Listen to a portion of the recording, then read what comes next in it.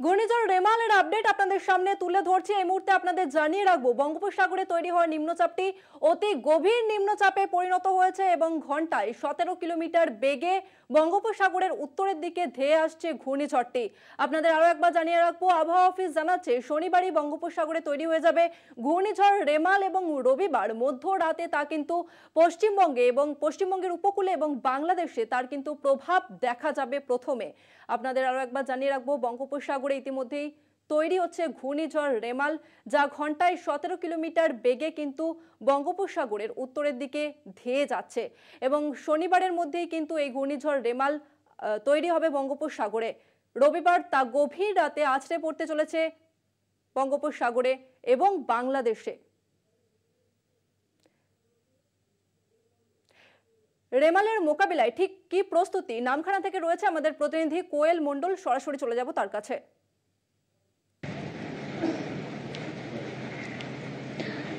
একদমই, দেখো তোমাকে জানিয়ে রাখবো, বেলা যতটা বাড়ছে, শনিবার বেলা বাড়ার সাথে সাথে আবহাওয়ার কিন্তু একটা ব্যাপক আমূল পরিবর্তন লক্ষ্য করা যাচ্ছে। কারণ ইতিমধ্যেই দক্ষিণ 24 পরগনার যে সমস্ত উপকূলীয় এলাকা রয়েছে সেখানে কিন্তু আস্তে আস্তে মেঘাচ্ছন্ন হচ্ছে আকাশ। কাকদ্বীপ, নামখানা, পাথর প্রতিমা, সাগর, বকখালি একাধিক জায়গা সেখানে কিন্তু সকাল থেকেই কয়েক পশলা বৃষ্টি শুরু হয়েছে এবং যে নদী এবং সমুদ্র উপকূল এলাকা সেখানেও কিন্তু হালকা ঝোড়ো বাতাস বইছে।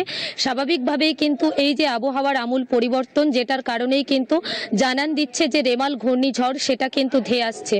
এই মুহূর্তে বঙ্গোপসাগরে কিন্তু সক্রিয় একটি নিম্নচাপ অবস্থান করছে এবং এই নিম্নচাপ আস্তে আস্তে কিন্তু ভয়ঙ্কর আকার ধারণ করছে, শক্তি সঞ্চয় করে অতি গভীর নিম্নচাপে পরিণত হচ্ছে এবং আজকে অর্থাৎ শনিবার রাতেই এটি ঘূর্ণিঝড়ের রূপ নেবে এবং রবিবার অর্থাৎ আগামীকাল মধ্যরাতে দুই বাংলার মধ্যবর্তী উপকূলে এটি আছড়ে পড়বে, অর্থাৎ ঘূর্ণিঝড় রেমাল ল্যান্ডফল করবে এবং সেই মুহূর্তে তার গতিবেগ কিন্তু প্রায় 130 কিলোমিটারের মধ্যেই থাকবে।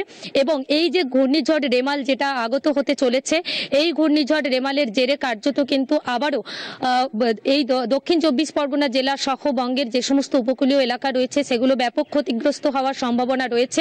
রেমালের সতর্কতায় ইতিমধ্যেই কিন্তু দক্ষিণ 24 পরগনা জেলার যে সমস্ত উপকূলীয় থানা রয়েছে, ফ্রেজারগঞ্জ উপকূল থানা, সাগর উপকূল থানা, নামখানা থানা, প্রত্যেকটি থানার পক্ষ থেকে স্থলপথ এবং নদীপথে মাইকিং প্রচার করা হচ্ছে এবং গত শুক্রবার থেকে রবিবার পর্যন্ত মৎস্যজীবীদের গভীর সমুদ্রে যাওয়ার উপর একেবারেই নিষেধাজ্ঞা জারি করা হয়েছে। উপকূলে যে সমস্ত মৎস্যজীবী ট্রলার রয়েছে সেগুলোকে শক্ত করে বেঁধে রাখার কথা বলা হয়েছে। প্রশাসনের তরফে ইতিমধ্যেই উপকূলীয় এলাকার যে সমস্ত ফ্লাড সেন্টার অর্থাৎ ঘূর্ণিঝড় আশ্রয় কেন্দ্র রয়েছে সেগুলোকে প্রস্তুত করা হয়েছে। প্রত্যেকটি ব্লক অফিসে কন্ট্রোল রুম খোলা হয়েছে, ব্লক অফিসে পর্যাপ্ত পরিমাণে ত্রাণ সামগ্রী মজুত রাখা হয়েছে। অন্যদিকে এই দক্ষিণ 24 পরগনা জেলার একাধিক যে উপকূলীয় এলাকা সেই সমস্ত জায়গায় কাঁচা বাড়িতে যারা থাকেন তাদেরকে প্রয়োজনীয় নথিপত্র, গবাদি পশু সবকিছু গুছিয়ে নিয়ে প্রয়োজনে নিকটবর্তী স্কুল বাড়ি কিংবা ফ্ল্যাট সেন্টারে আশ্রয় নেওয়ার কথাও বলা হচ্ছে বারে বারে প্রশাসনের তরফে। অন্যদিকে এই ঘূর্ণিঝড় রেমালের মোকাবিলায় তৎপর রয়েছে দক্ষিণ 24 পরগনা জেলা প্রশাসন। ইতিমধ্যে কাকদ্বীপ এসডিও অফিসে সেখানে কিন্তু বিভিন্ন প্রশাসনিক আধিকারিকদের সঙ্গে বৈঠক সেরেছেন দক্ষিণ 24 পরগনার জেলা শাসক সুমিত গুপ্তা। সেখানে একাধিক নির্দেশ দেওয়া হয়েছে, সেচ দপ্তরগুলোকে অ্যালার্ট থাকার কথা বলা হয়েছে, প্রত্যেকটি পঞ্চায়েতকে অ্যালার্ট থাকার কথা বলা হয়েছে।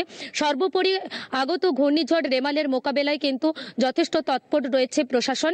অন্যদিকে তোমাকে জানিয়ে রাখবো, এই যে ঘূর্ণিঝড় রেমাল যেটি আগামীকাল অর্থাৎ রবিবার মধ্যরাতে দুই বাংলার মধ্যবর্তী উপকূলে আছড়ে পড়তে চলেছে, এই রেমালের জেরে কিন্তু নদী এবং সমুদ্রে জল কিন্তু যথেষ্ট পরিমাণে বাড়বে, অর্থাৎ জলস্ফীতি ঘটতে পারে। সেক্ষেত্রে আশঙ্কা করা হচ্ছে যেহেতু সুন্দরবনের একাধিক জায়গায় নদী এবং সমুদ্র বাঁধের বেহাল অবস্থা, তাই জলস্ফীতির কারণে নদী এবং সমুদ্রের বাঁধগুলো ভাঙতে পারে, প্লাবন দেখা দিতে পারে।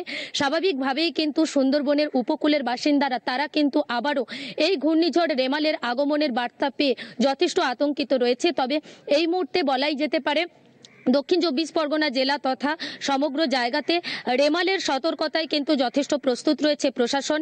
লাগাতার মাইকিং প্রচার চলছে, ব্লক অফিসগুলো প্রস্তুত রয়েছে, পঞ্চায়েতগুলো অ্যালার্ট রয়েছে। সমগ্র পরিস্থিতির ওপর দক্ষিণ 24 পরগনা জেলা প্রশাসনের কড়া নজরদারি রয়েছে। ধন্যবাদ তোমাকে কোয়েল। আপনাদের আরো একবার জানিয়ে রাখবো, বঙ্গোপসাগরে অতি গভীর নিম্নচাপে পরিণত হয়েছে এই